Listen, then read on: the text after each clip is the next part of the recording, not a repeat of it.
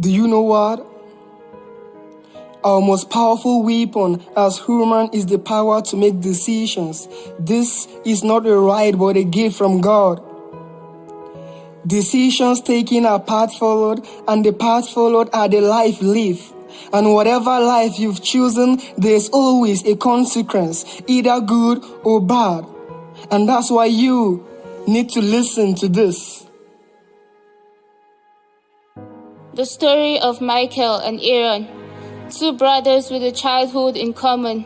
The pain and troubles of having a father who has dedicated his life to mammon and still yet no passion to push on, remains jobless, addicted to alcohol and dragon. Michael, he grows up with anger, bitterness, and resentment. He lets his condition control him. He moves to the street. He thinks of no retreat. His beliefs are in no pursuit. My father gave me no life, he says. He believes in no hope or conceit. He believes neither in love nor family. He dedicates himself to the streets. He builds himself into a hardened criminal. I have gained something unlike the nothing of my father. Nevertheless, he lives in deceit. This was the decision he took for himself. And just like his father, he ended up just a subject to mammon, an addict, illicit, and full of self-deceit. At the end of his youthful age, when the strength and vibrance of his youth was over, he realized he had been conquered by his condition. What he had taken was no precaution.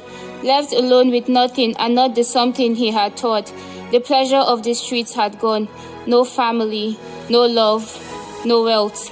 Vanity upon vanity. He had lived an empty life. This he brought on himself. It was all his decision. Aaron, the hero of this play, he decided the healing of having a terrible father was being a good father. To conquer hatred, you use love. To conquer poverty, you seek wealth.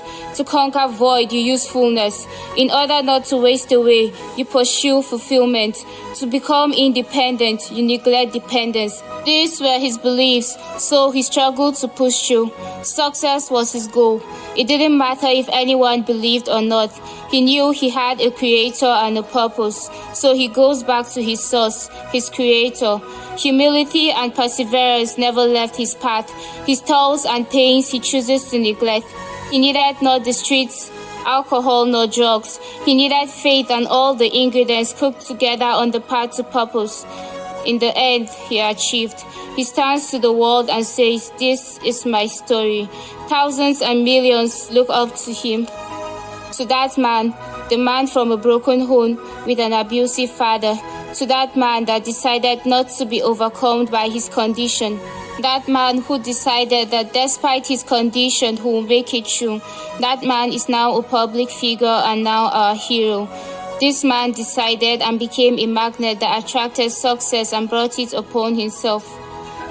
It was all his decision.